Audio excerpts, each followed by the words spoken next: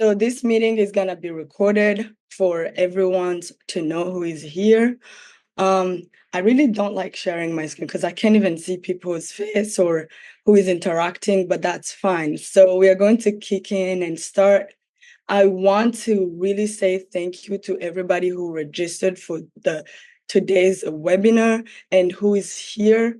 It is a great honor to have you all here, and we want to share information and opportunities that is available.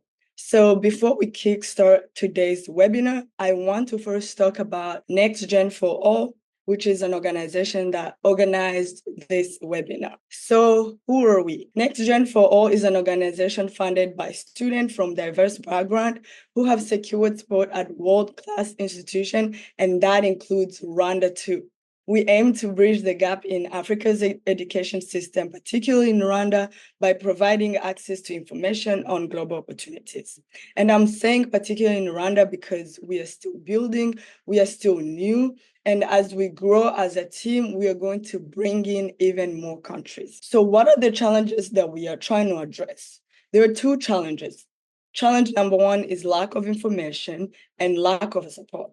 We have realized that many African students fail to achieve their career aspirations due to a lack of access to information on global education and scholarship opportunities. So any of us who have really got any opportunity out here, we've had a type of information or a type of support so that we can achieve it. So what is the next gen approach? The next gen approach includes providing access to information about global education and opportunities.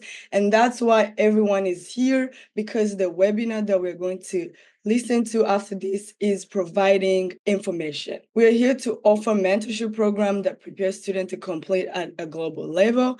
Currently, we have students that we're working with, helping them to apply for their bachelor's degree, master's degree, or PhD degrees. And also, we want to connect students studying at top global universities with those aspiring to do the same, and as we want to create a give back culture. And that's why in today's webinar, you're going to be hearing two amazing scholars that are going to be attending top global universities under the Chevening Scholarship. So looking ahead, we want to expand mentorship programs across Africa, create more partnership with global institutions, and enable more students to achieve their dreams through education. So everybody who is here, you're going to receive information. You also know that we are here to give mentorship and help everyone achieve their goals. So what can you do? We want you to get involved. And everybody who's here, you're already getting involved. We invite you to be part of our NextGen4All journey by mentoring a student. So if you're anyone who's out there passionate in mentorship, we are a welcoming team of different people who can help in mentorship. As I said, we have people we're working with to apply to different levels of degrees in their education, and we want to even recruit more students. Attend our webinars, and again, if you're here, you're being part of us and part of our journey, and share opportunities. Everyone who is on this call, you have an opportunity that you can share with everyone. We believe sharing opportunities is the key. Also, if you're in Rwanda, we do have information sessions. We have carried already a couple of them at 2UR campuses, so you are invited to always attend. So how else can you get involved with us? I want you to follow us on Instagram and follow us on Twitter by scanning these two QR codes. And that's where you're gonna see every opportunity that we post. You can reach out to us for anything. And also, if you're not able to scan these two QR codes, later on, we are going to add a link to join our WhatsApp group where we also share opportunities. But I encourage you to take time and scan before we begin our session. So I know I didn't introduce myself, but I'm always the person who wants people to focus on what I'm talking about and not me exactly. My name is Diane Ingabire. I am currently the Associate Director for NextGen4All, and I am in the US currently, so I'm so happy and I get to interact with everybody who's here. I'm currently doing my PhD. I'm a fourth-year PhD student doing pharmacology and toxicology, and I'm very, very passionate to help and mentor other students so that they can reach their potential. So again, I hope this gave you time to scan these QR codes and follow us on Instagram and on Twitter. And with that, I'm going to end this presentation. Please, if you have any questions, text us in the group chat. I'm going to have this webinar start. Again, you're going to hear about two amazing scholars that received the Chevening Scholarships in two different universities. I'm now going to introduce them. I'm going to give the mic to our director, Rachel, to come in and kick on this webinar. Thank you, everybody. Thank you very much, Diane, for that amazing presentation. I think it has kind of shed light on what NextGen4All is as an organization.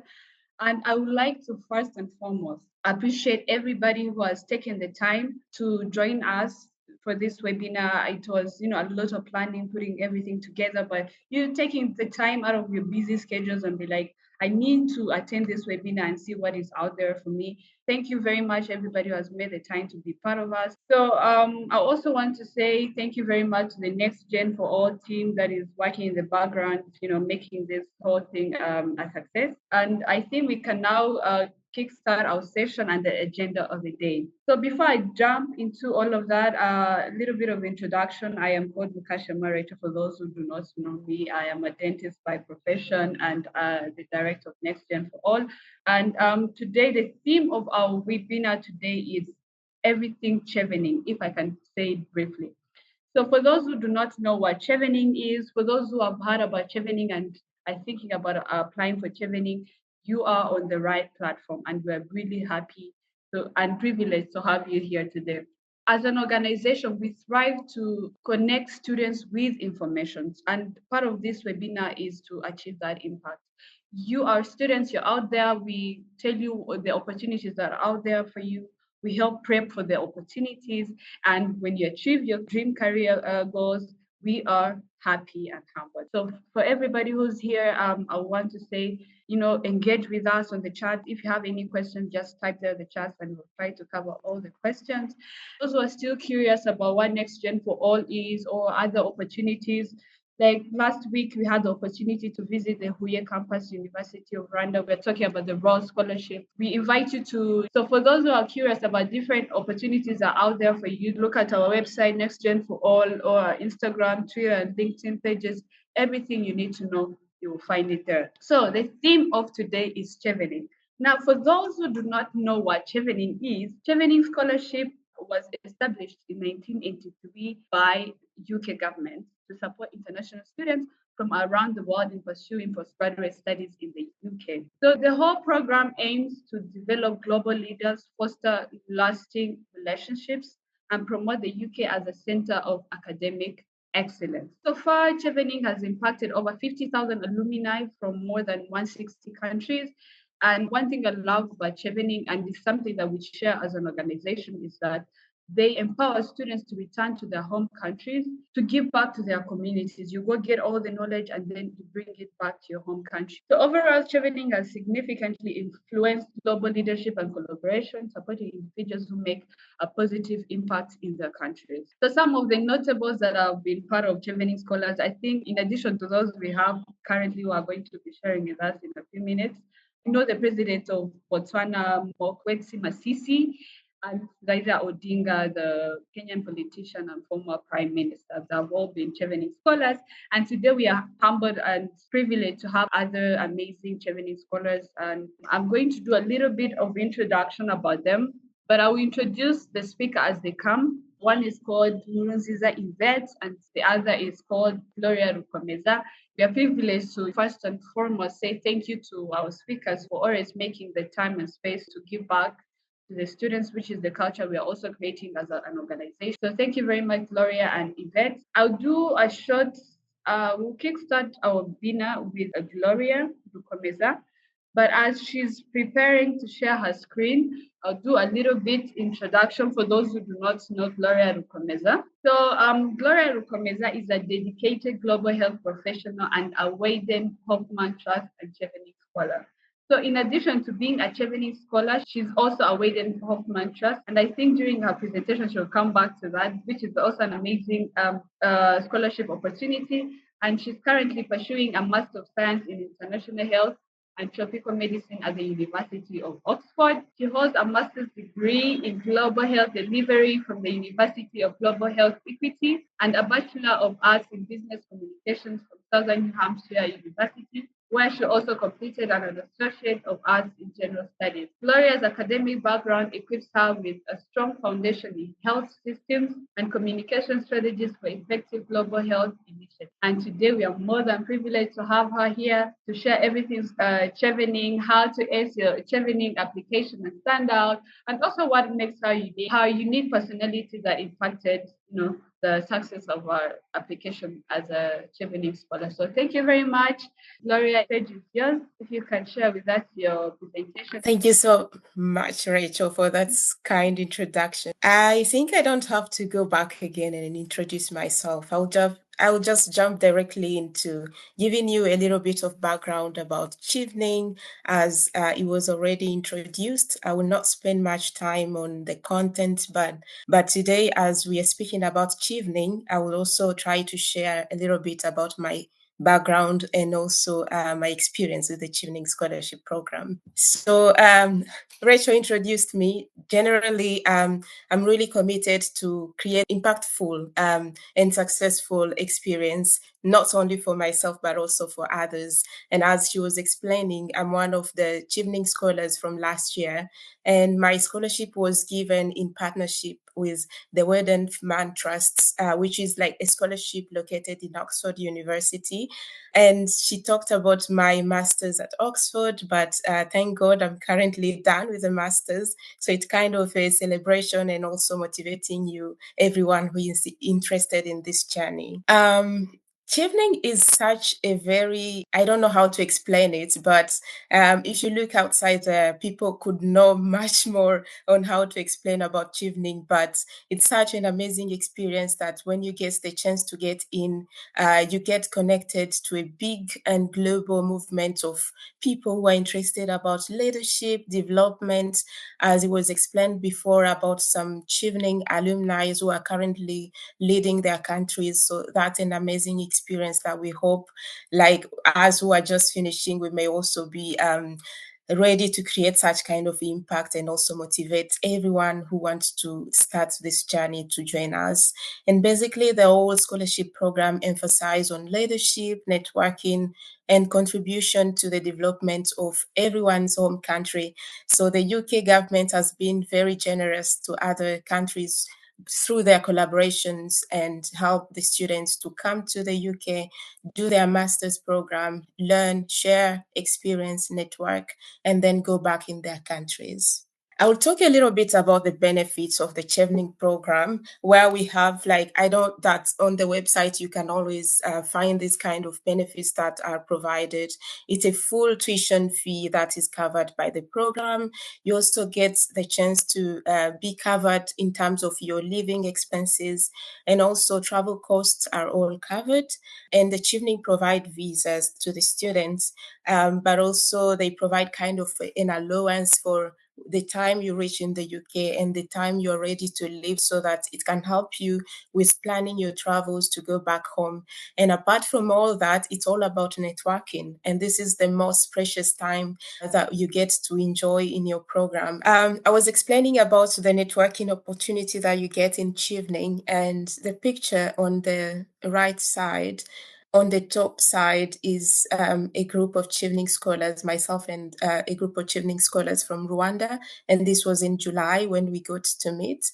And the other picture is myself and a group of Chevening scholars from DRC. Again, because you are based at different schools, but the time that you get the chance to meet together, this is when you feel like home, speaking to people you're used to, you share experience, you speak in your own language. So you just feel like you're in such a big community where you feel like able to network with others as well. So basically everything is online, but I will emphasize most on the kind of things that Chevening emphasize on when selecting all kind of students.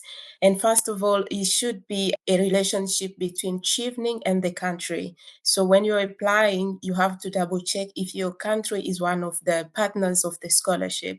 And I believe in our settings, especially in East Africa, most of the countries, they have partnerships with the Chevening and the UK government. So the other eligibility criteria goes with education. Basically, most of the Chevening scholarships, they're covering master's program, and it should be a one-year program. So that means you need to have an undergrad degree for you to be able to apply for any master's program within the UK. And sometimes they emphasize on the work experience, where you have to have at least 2 years of work experience. But I believe again that this is not just one of the criteria that they emphasize on. If you don't have any work experience, you are still eligible to apply, because other criteria may make you stand out in case you don't have any work experience. And one of the big part of it is about having that commitment to return in your community, so that you can apply the skills that you got from the UK in your own settings. So basically, Chevening emphasize a lot on this one, because they give you kind of a 2 years time for you to go back and apply the experience and the skills in your settings before starting planning for other professional development goals. And also, one of the criteria is that when you're applying for Chevening, you need to select 3 different UK-based universities, where you have to see like what you want to do in terms of academics and eligibility criteria of those schools, and try to match them with your interest. And then throughout the application, this is where you provide the 3 options, and then you will get one, obviously, in case you accepted for any of these. So looking at these criteria, now we can shift to what evaluators look for instead of just emphasizing on the criteria. So there are different components that you have to emphasize on throughout your scholarship application. And these are very important, because those are the kind of areas that they look for to select kind of candidates they want to continue the next steps. And one of them is about leadership potentials. So when you're applying, you have like kind of different essays, and they ask about leadership experience that you have. So this is where you have to talk about all kind of impacts that you've done in your community. And many people, they believe that leadership is just about like having this kind of big post, or having like worked in a leadership position. So that doesn't really matter, as long as you're able to explain even the small commitments that you did in your community that can help you to make it happen. And some other students, they use the experience in schools. For instance, if you, during your undergrad, and you've been kind of helping others in class, so that's still kind of a leadership experience that you have to explain, and that can make you like being selected for that specific evaluation. We also have the time for networking skills. So they have to assess this as well, looking at how you're able to make connections, how you're able to adapt in a very diverse community. So there is kind of an essay question that touch on this skill. And as long as you are able to explain your experience with networking and also working with others, so you're good to go with that criteria. So you need also to have clarity of the vision that you want to pursue in your career professional development goals. So basically, you have to be realistic and look at, why exactly am I applying for this scholarship? Do I want to be after the program, and how the program will help me to get there? So having this kind of specifications, again, back to your own experience, can make you have a successful application. So another part is alignment of your goals with the UK study system. So this is where I remember from my experience, I had to go back on Twitter and start to learn about like what is the UK government doing in my country, and how can I connect that with my own goals, so that this can help me in my application. As far as they see you having kind of explaining this kind of strategies within your application, I think they will believe that you're someone who knows about the collaboration that the UK has with your country, but also looking at how you want to promote your own country while studying in the UK and after the studies. those were like the criteria that they emphasize on, but also you need to stand out so that you can compare yourself with others effectively. And one of the things that I saw is very important is to be authentic. So this is more about telling your story, knowing who you are. Just don't fake it. Just make things happen as they are. And that's when you feel like, especially when you are working on these essay questions, when you're able to explain your own story, this is where you really show that I know what I'm looking for and I know what I want to go for. It's not just because my friends tried to recommend me for this scholarship. I know what I want to do. So in that sense, it's going to help you to use your own experience throughout the application process. Again, you have to really tailor your essay questions, as I explained before. And tailoring your essay questions goes with knowing exactly about like what are those specific examples that you have to use, and this should reflect about your previous work experience or something that you saw within your community, something that you're passionate about and that you have really that's motivation for changing. And one of the other things is about references. So this is another part where most of the students when applying they need to really be careful with, because everyone can accept to give you a reference, but not everyone can reference you in a proper way that is needed for the scholarship. So basically, the references can come from academic or professional connections that you may have. So it's good to go to these people as earlier as possible so that you work with them towards creating this kind of recommendations for you. It's not just about saying, I know this person and I can recommend them, but it's more about those guys who knows your abilities and your skills, and they know that in case you get this scholarship, you will come back and create positive changes after your studies. In terms of final tips, it's more about being inspired, be informed, and be able to create positive changes within your community. And that's the main reason why we always look for, going and studying abroad so that we can get to learn from experiences from other people and go back in our own settings and change. So it's good to start your application earlier. I guess this time some of you are preparing these applications, and don't really sleep too much. Use that time to refine your essays, use that time to follow up with your references, use that time to see what else you can do so that you can be able to submit your application earlier.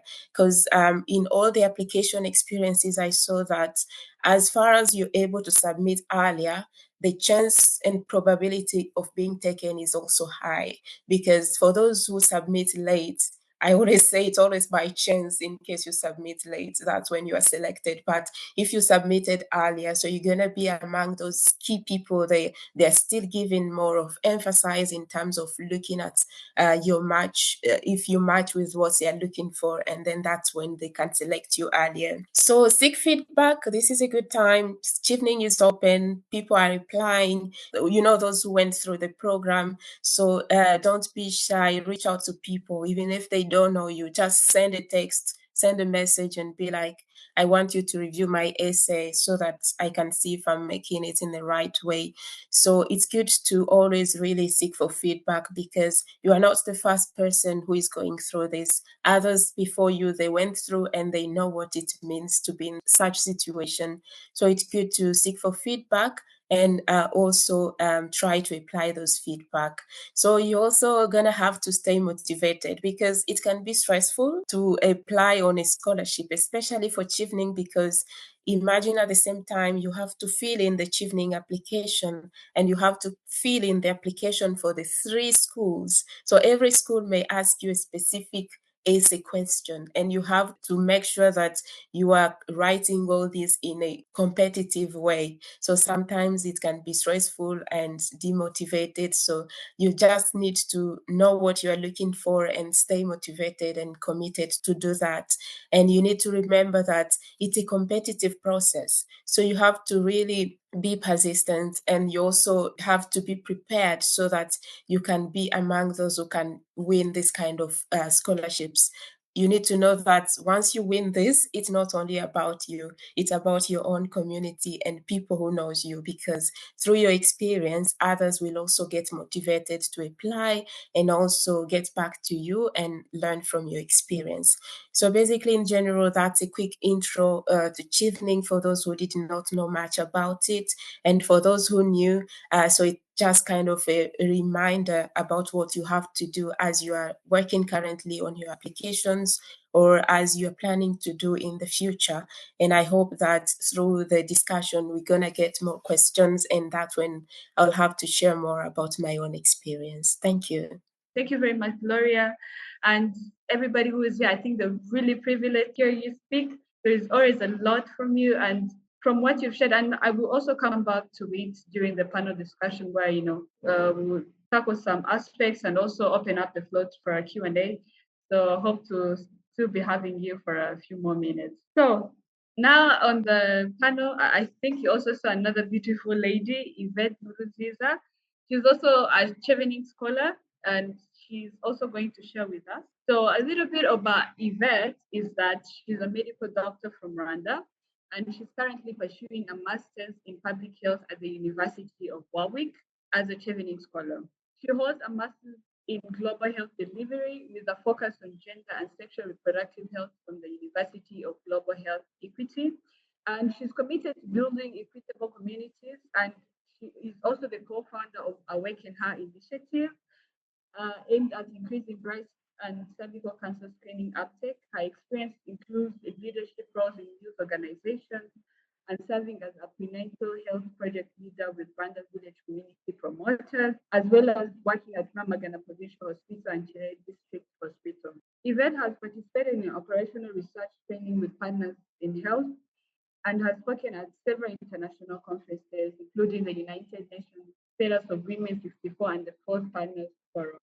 She's passionate about health equity and research, and today we are honored to have her on this platform as she shares with us her journey as a Chevening Scholar and from her point of view, from her perspective. And one thing I love about this webinar is that we have Gloria, who is kind of stepping out, and we have Yvette, who is kind of stepping in.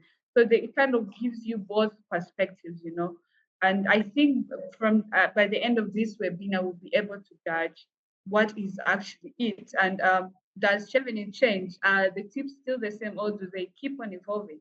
Something like that. So this webinar will serve that purpose.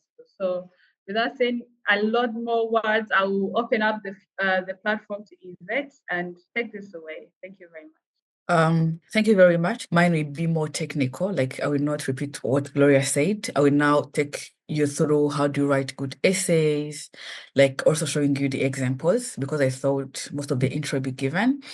And tackling what my colleagues have been saying before, Rachel has been mentioning about presidents who are Chevening Scholars, but you also have some people in Rwanda who attended Chevening and they're now doing amazing stuff. I can mention about Ugira Shebuja, the Minister of Justice in Rwanda. That was a Chevening Scholar. I can mention about Sainzoga BRD, this one which gives the bursary. The CEO also was once a Chevening Scholar. They're still present in Rwanda who undertook the position. And what I also wanted to highlight is what Rachel mentioned, which is about the first come, first served. This is not about the scholarship, it's about the admissions, because the universities have a certain number of people they can admit in the universities, but don't get pressured submitting like close to the deadline, thinking that maybe you cannot get selected. Because even myself, I apply only when 2 days or 3 were remaining with the deadline. So take your time to do well your essays, to make sure that they are on track, because essays is where everything is. I can say do not get pressured to submit now rushing, not making your essays well, thinking that if you apply maybe on the 5th November, you'll not get selected. The screening process goes with time, and they will still see your application, even though you can submit on the 4th, since the deadline is on the 5th. So do not worry. But for the universities, make sure that you are on track, like consider applying as early as possible.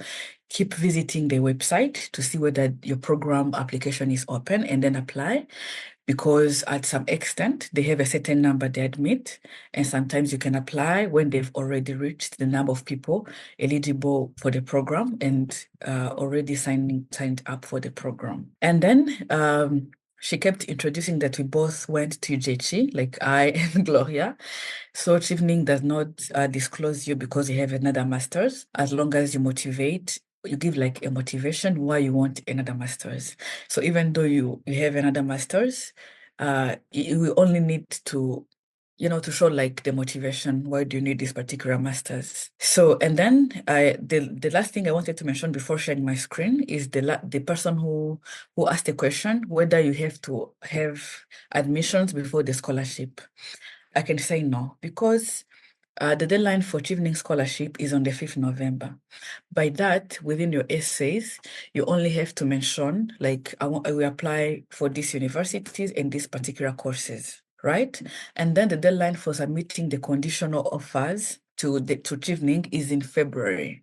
So it means you first apply for the scholarship, and then after apply for the university admissions, and then upload your conditional or unconditional offers before February. I think it's early February. I don't remember what the date, but they're all available on the website.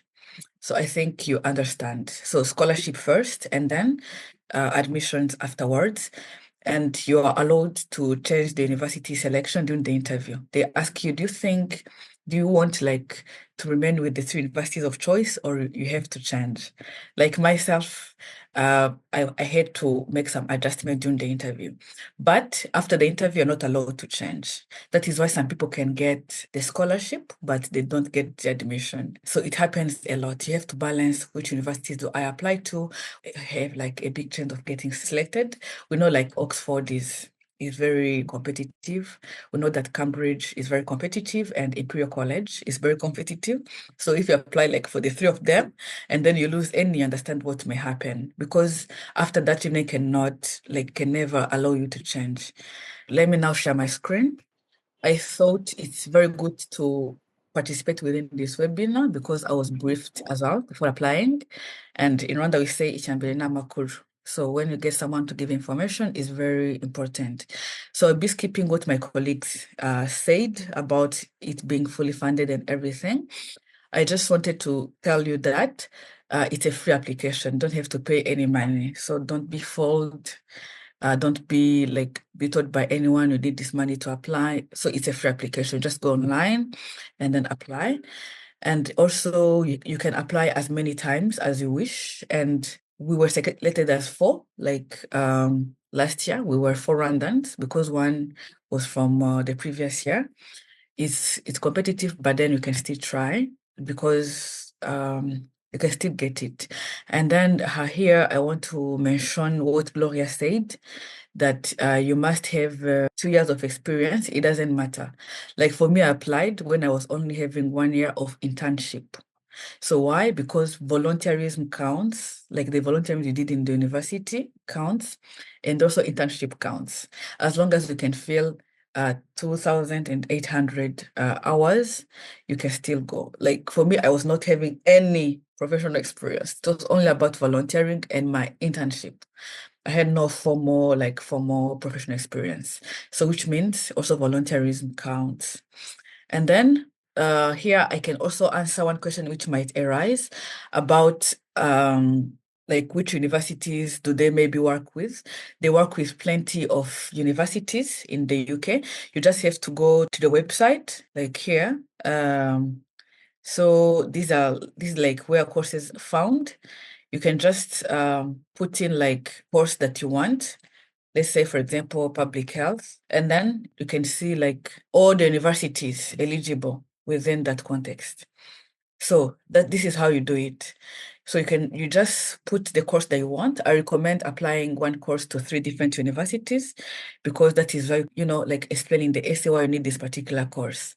Because there is no way, for example, you can say, I need public health, maybe I need family medicine, like things which are not related. So on my personal view, I feel like it's better to do like one course on 3 different universities to show that you align with your essays to prove like, okay, this is what I want. So you can just come to that particular website, it's Chevening Courses, then you put in the course, like here, you will see all the universities that work with Chevening offering that course. Now, how to know this is a better one and this is not a better one?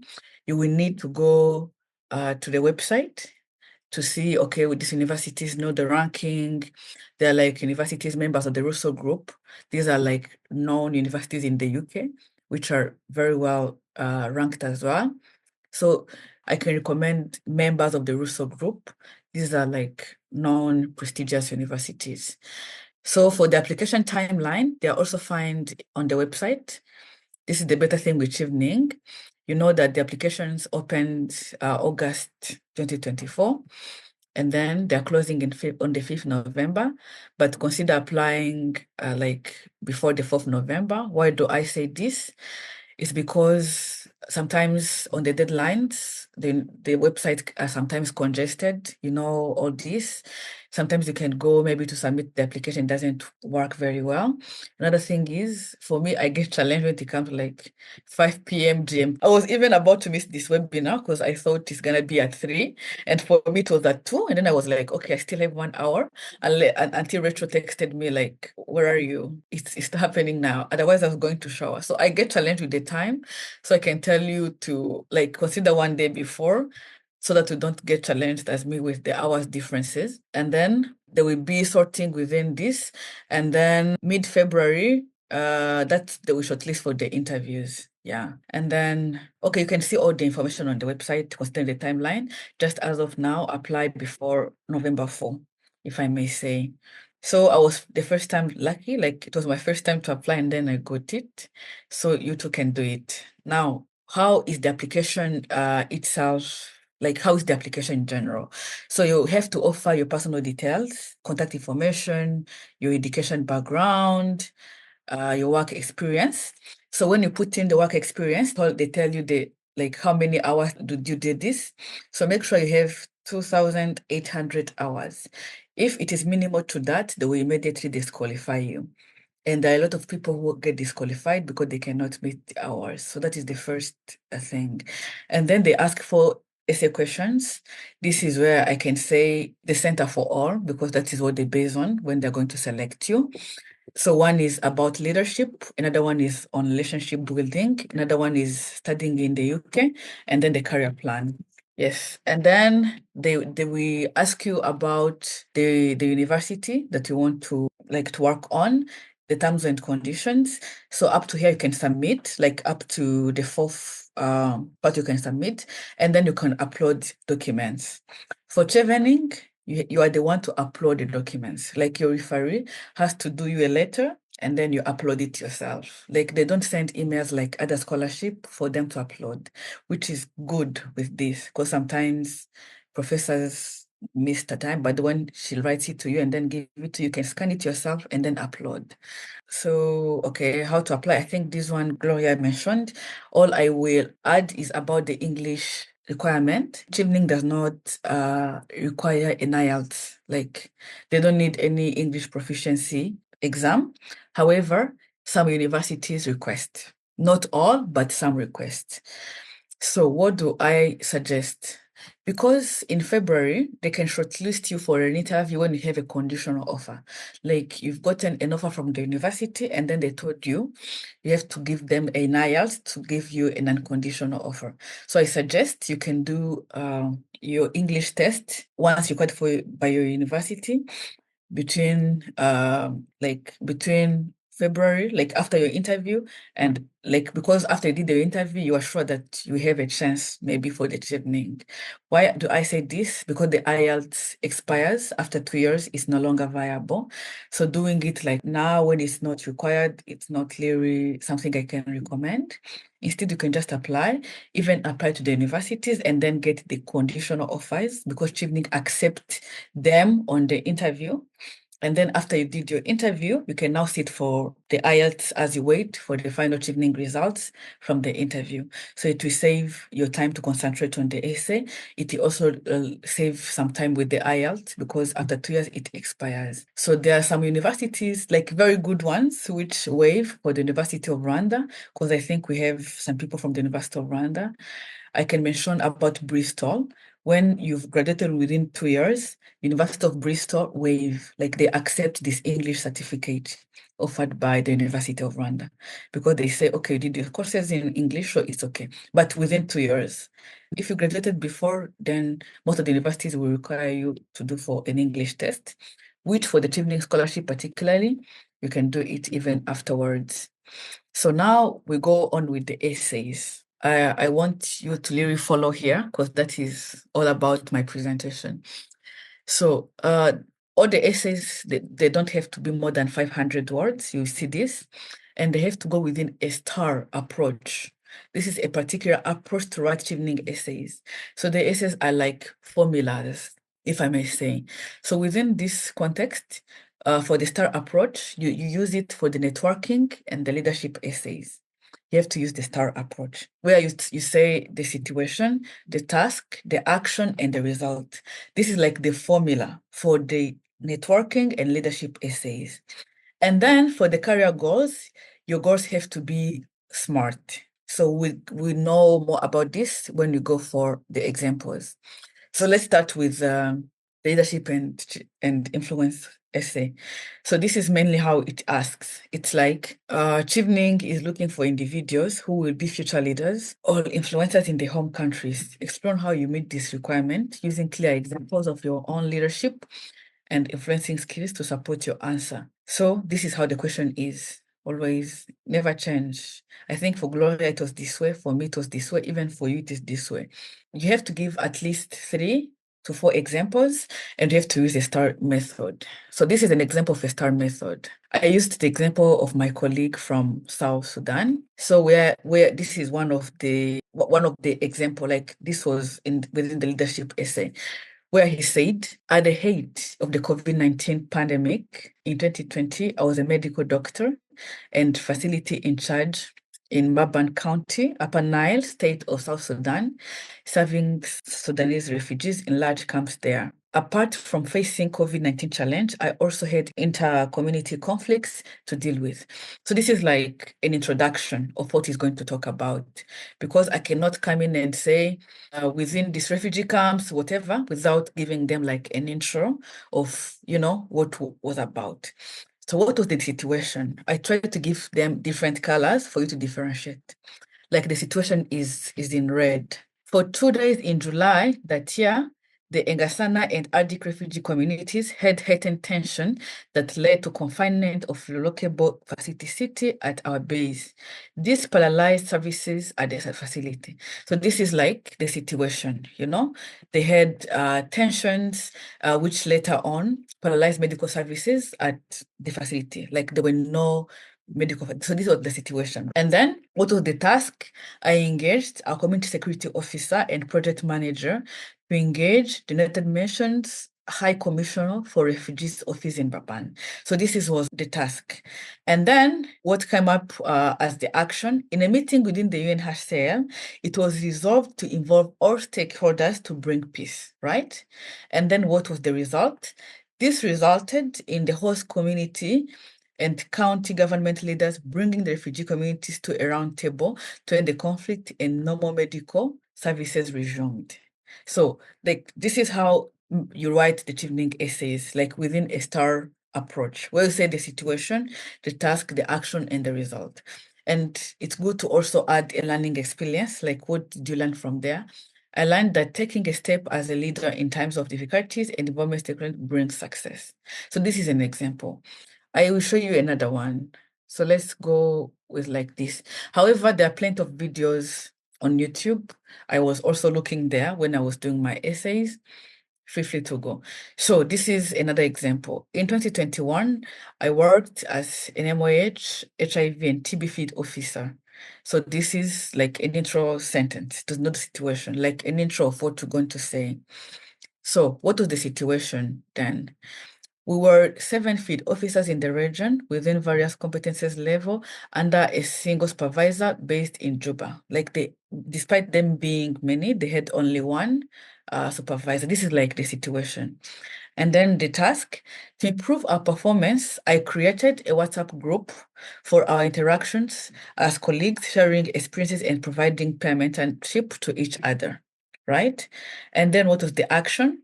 So through this interaction, I initiated monthly meeting on Zoom for experience sharing and learning, took notes on such meetings and shared with our supervisor in Juba, who dearly appreciated my leadership role among my peers.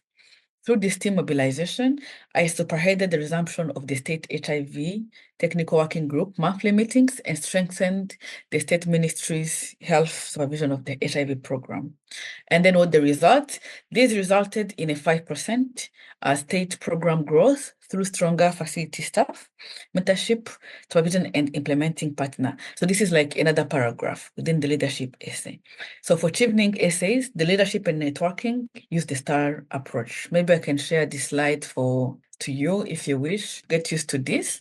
But that is what they recommend within the resource hub. I'm really struggling to review some people's essays where they can put like many ideas together, like not formulated within the STAR approach. When you formulate your essays like this, they become more understandable to the reader. And also within a professional writing, remember, you have to put like one idea in a paragraph, not like saying I did this and then you say I did this. You're just saying it in a vague way, if I may say. So this is how a STAR approach is employed for the leadership essays. And then for the networking essays, also the question is always like this. It is sometimes also called relationship building. It's changed the name, but the question is always like this. Chevening is looking for individuals with professional relationship building skills who engage with the Chevening community, influence and lead others in chosen professions. So remember, for the relationship building essay, we also employ the STAR approach, right? So this is an example. So the way this one differ from the leadership essay, here you are like talking about who you met, like networking with people.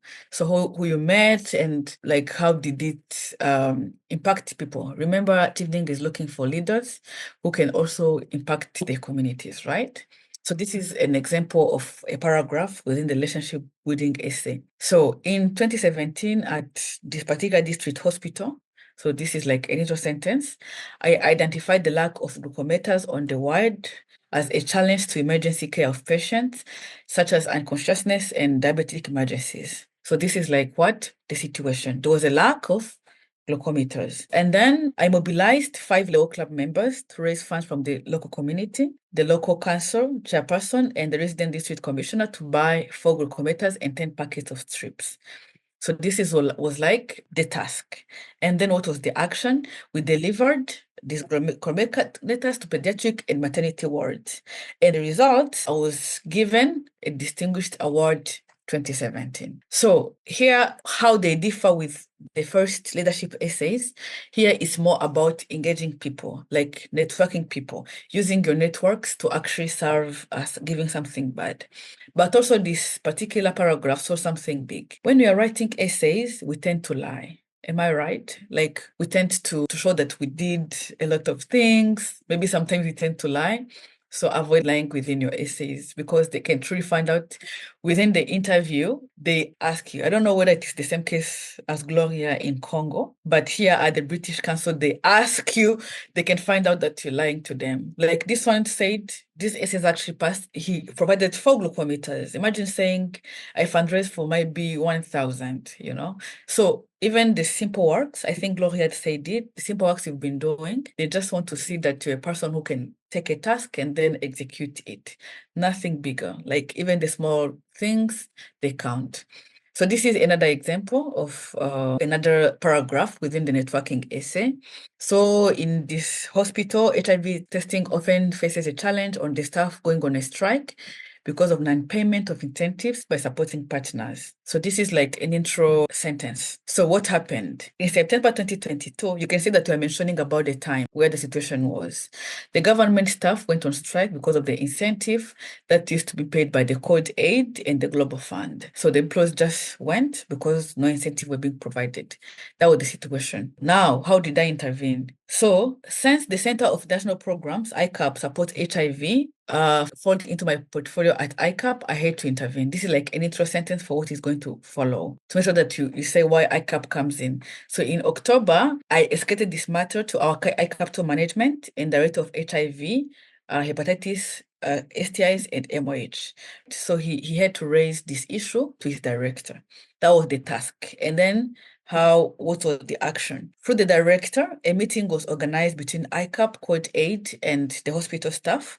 And the MOH addressed the staff grievance. Clear explanation to the issue incentives was given by MOH, leadership to the staff, and that it was to be discussed at the donors level, which was Global Fund, Code Aid, and PEFAR for ICAP. So like they just had this meeting where the MOH had to explain everything. So this was like what? The action, that particular meeting. And then what was the result? It is just that the hospital understood the matter and then resumed to offer the incentives as Code Aid is within the higher engagement. So like all this paragraph was about a meeting, but which actually resulted in something better, responding to the hospital strike. So this is how we write Chevening essays. One idea within a paragraph. Don't be vague, like don't mix things. And also make sure that your ideas reflect what you want to study, what you impose for the future.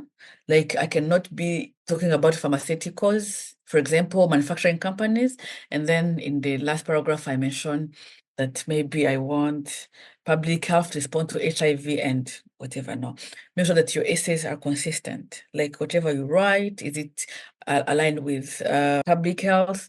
Are they aligning with nutrition? Like really clearly showing them that you know what you want, you know where the challenges are, you've been intervening in those particular areas before, and that is what you want to shape your career in. So ensure that your ideas are always consistent within the essays. Like don't be too vague. So now studying in the UK, this is a particular essay. As the personal tip, like what I can tell you, I prefer applying one course to 3 different universities, not even though it cannot like one course at all, but similar courses. I will show you my essays. Like for this particular question, I like to be consistent. Like, okay, if I want health research, which one do I apply for? Like not being too vague. But this is a personal recommendation. It's not about Chevening recommendation. With Chevening, you can apply 3 courses on 3 universities.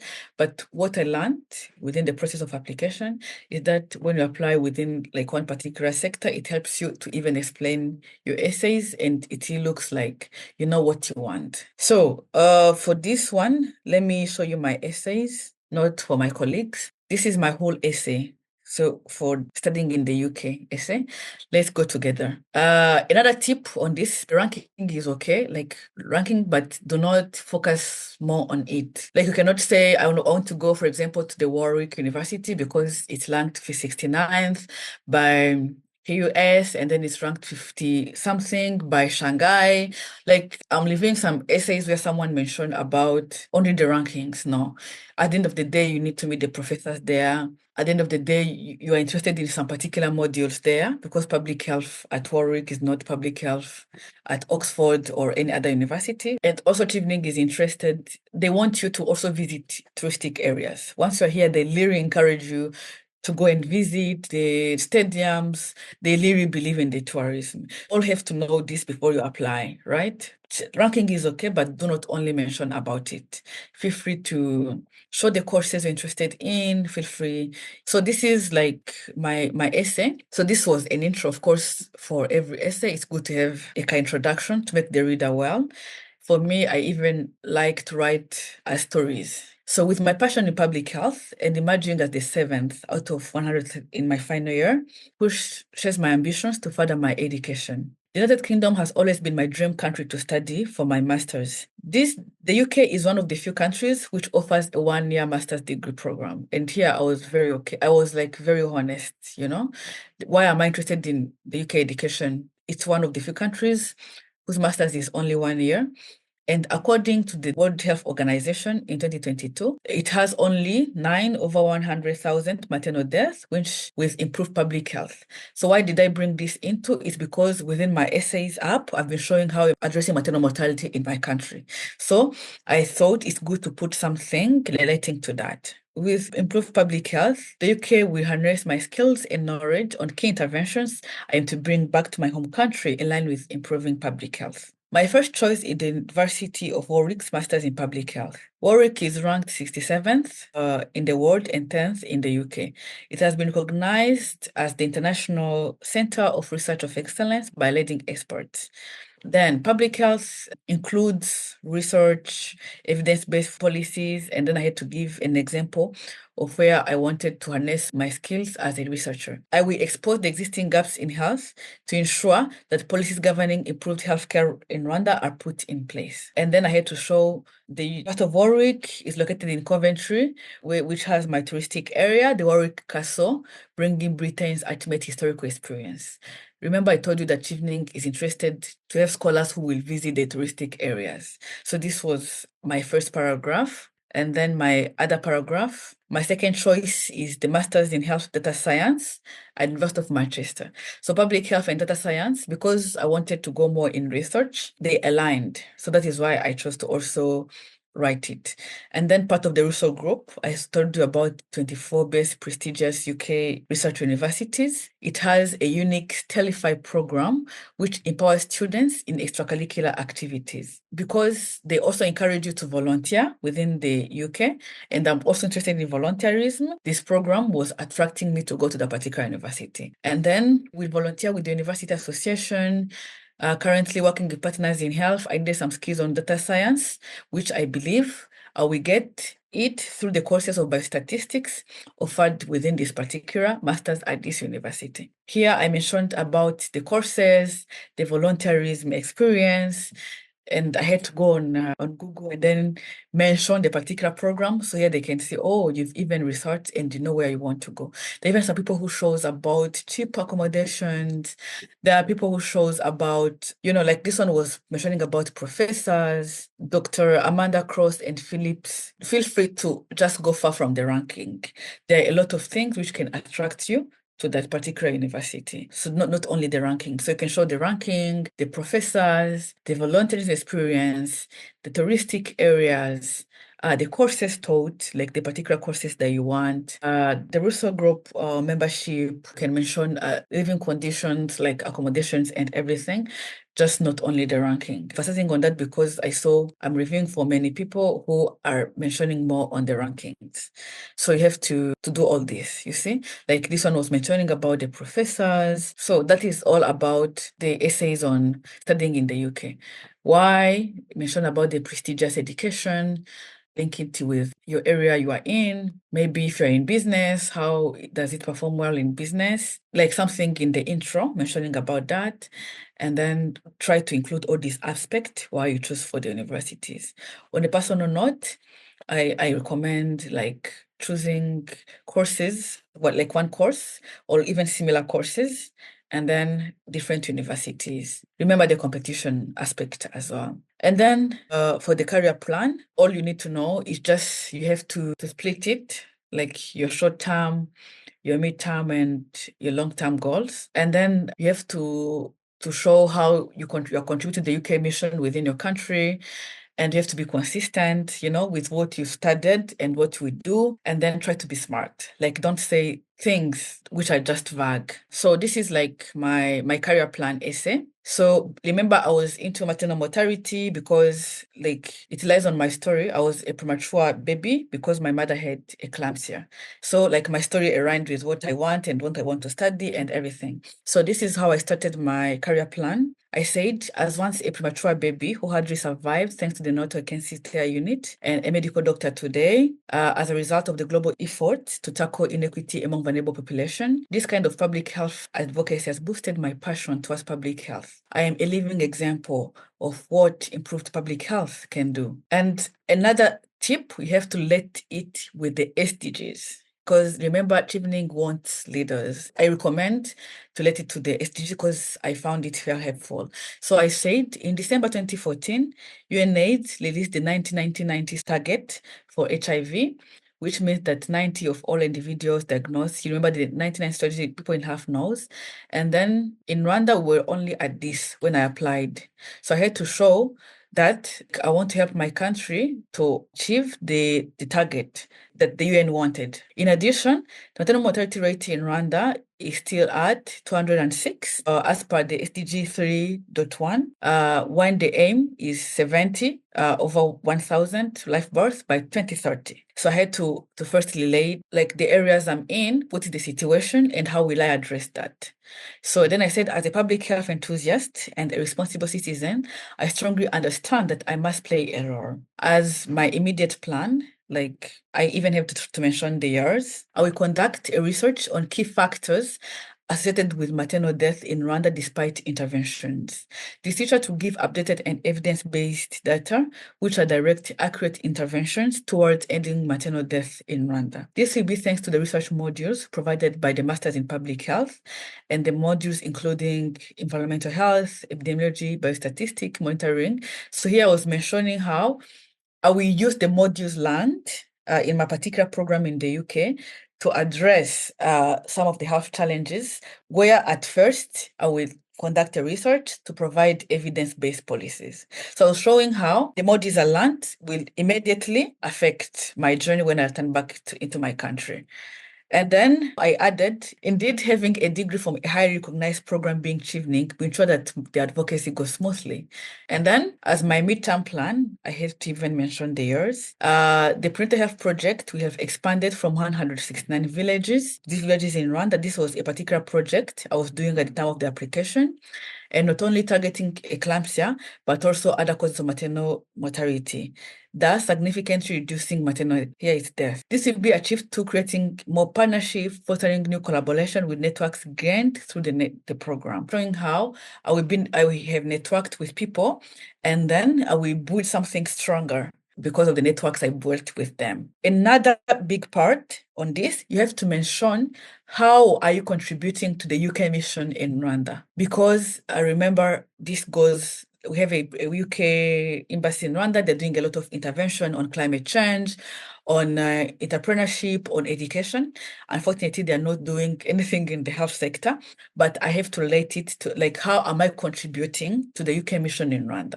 This is something important within your career plan essay. So this is what I did. A healthy nation is a wealthy nation. The UK has been collaborating with Rwanda in different programs, including programs with a focus of ending poverty, economic growth. These were the intervention that I wanted to show. And then I said, economic growth is a multidisciplinary approach which includes strengthening the healthcare system. As an alumni of one of the UK programs, I will play a remarkable role towards the UK mission in Rwanda and activating the Chevening alumni.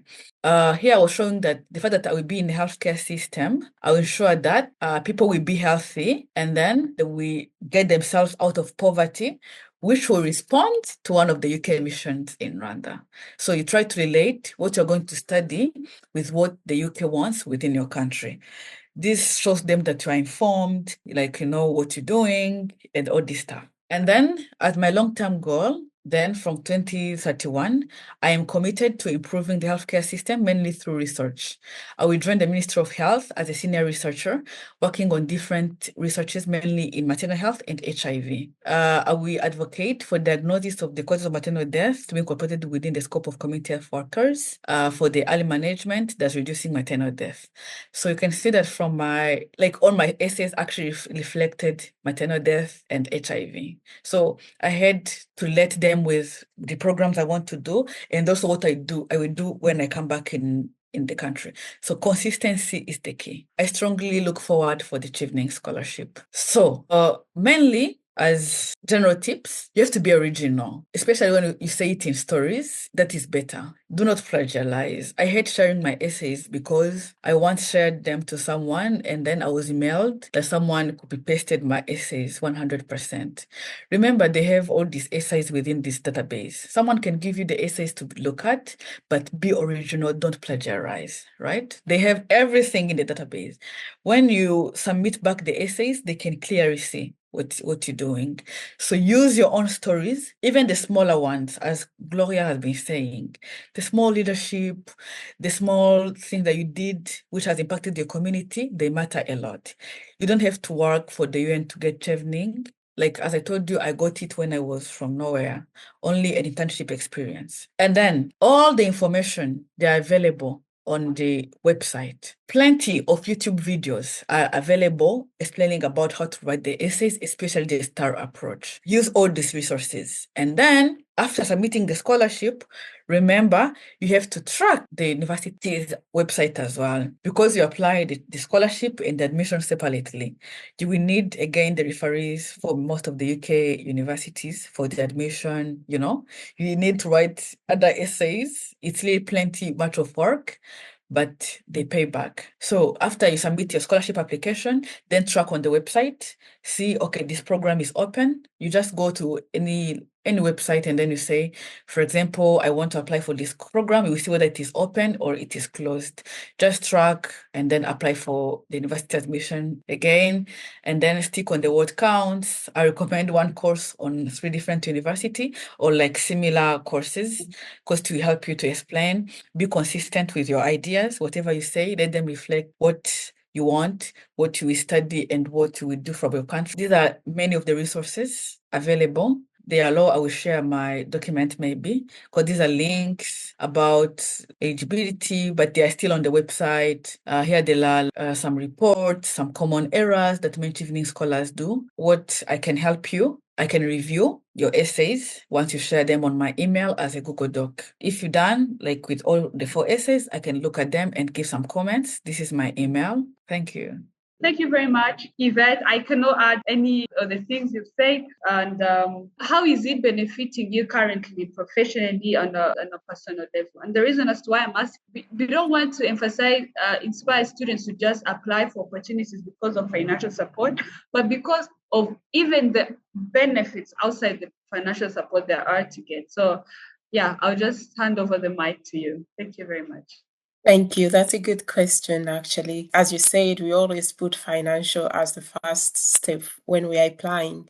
And I guess many of us, when you decide to apply, it's because you want to figure out a next step. And sometimes in case you find like, okay, this is what will sustain me for 1 year, then you just go for it.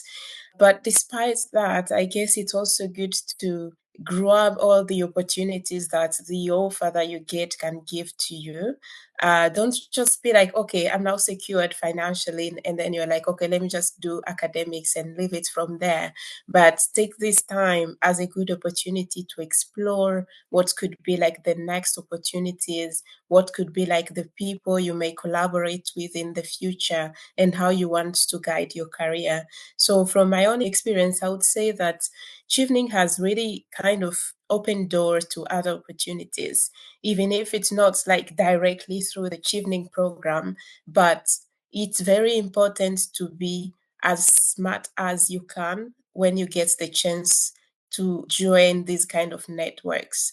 So while on Chevening, my scholarship was a little bit different because it was a mixture of Chevening and another scholarship within Oxford. So I had to look at who are the people who are doing the same thing that I'm doing. And then this is where you start building these networks. So for instance, in our case in Oxford, when you get the chance to be in Oxford, there are so many opportunities that you have to explore. And if you don't be courageous enough, you may not do anything. So people are studying, but at the same time, you see people traveling to events, traveling to conferences. So all that cannot happen in case you don't really take an action. So just stay with an open mind for you to know what exists in the system that you got the chance to join, and start looking for those opportunities. So while on Chevening as well, there could be other scholarship to explore. It's not just like limiting yourself to Chevening, because That is what normally known. I guess the good way to go could be like for these schools that you selected, the ones you want to apply from, when you are searching about the eligibility criteria requirements of the schools, it's good to also explore like what other scholarships do the school offer so that you can also try. So it's gonna be like you're doing Chevening, but also you're exploring what else the university can offer you. And I guess those could be kind of good strategies. Opportunities are so many, it's just a matter of taking actions and know how to search for them.